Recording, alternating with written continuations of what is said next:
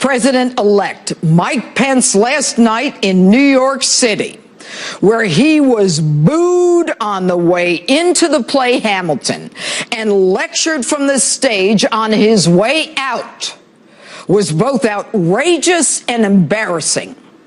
What happened in that theater, one block from this studio, was out-and-out reverse racism and teed-up hate for a man who has done nothing to deserve this inappropriate and disgusting behavior by those who take it upon themselves to use what was supposed to be a night of art and recreation and appreciation for our American history as a political bully pulpit to chide the incoming vice president. Take a listen. We are the diverse America who are alarmed and anxious that your new administration will not protect us, our planet, our children, our parents, or defend us and uphold our inalienable rights, sir. But we truly hope that this show has inspired you to uphold our American values and to work on behalf of all of us.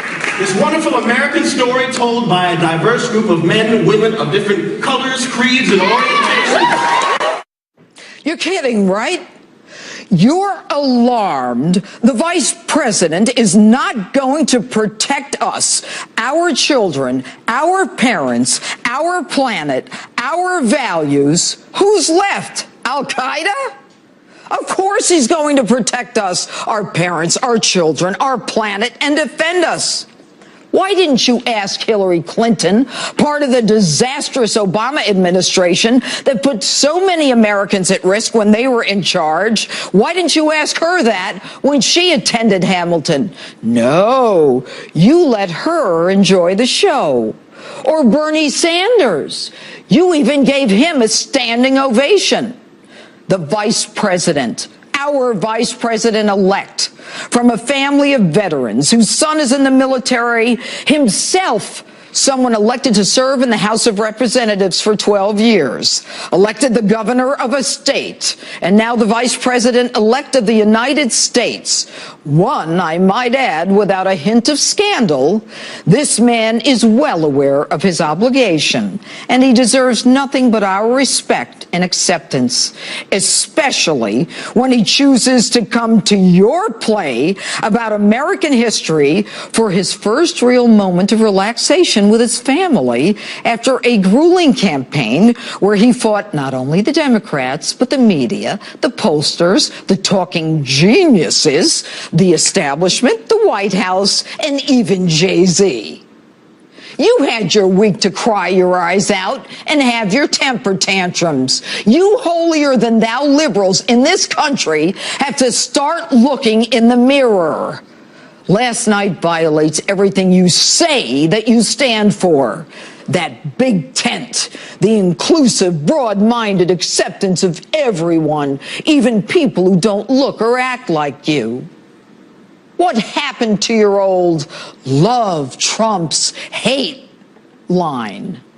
You're all damn hypocrites. You think that you and people who think like you are the only ones who deserve respect. Well, let me tell you something. This guy won fair and square in spite of the rigged system that you think is so damn democratic. Your party, your candidate was rejected and you lost. Now you crybabies want to rethink the Electoral College. Now, you're Hamiltonians. You're students of American history. Why not hip-hop about the Electoral College? Or is that the part of the Constitution that you just want to ignore? Do I need to remind you it's called Article 2 of the United States Constitution? Maybe you want to dance about Hamilton. Why not dance about that? Not part of your agenda? Well, let me tell you something. Everyday Americans, forgotten Americans, most of whom can't afford tickets to your play and may not even have heard of Hamilton, got up and they voted, even though they were told it wouldn't matter. They voted because they were fed up. against your policies because your party spends too much and you regulate too much and your party's nominees are corrupt. You and your bloated federal government and your global fantasies about bringing in the rest of the world, and you don't give a damn who's paying for it, and you don't care who can afford it.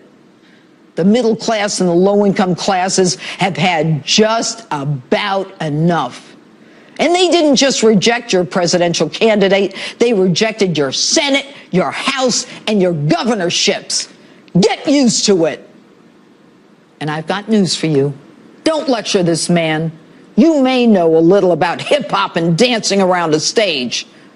I majored in American history, and I saw the play Hamilton, and I loved it. But you just took the fun, the enjoyment, and the memory of that play right out of me, which might explain why the #1 hashtag that's trending right now is hashtag boycott Hamilton. And that's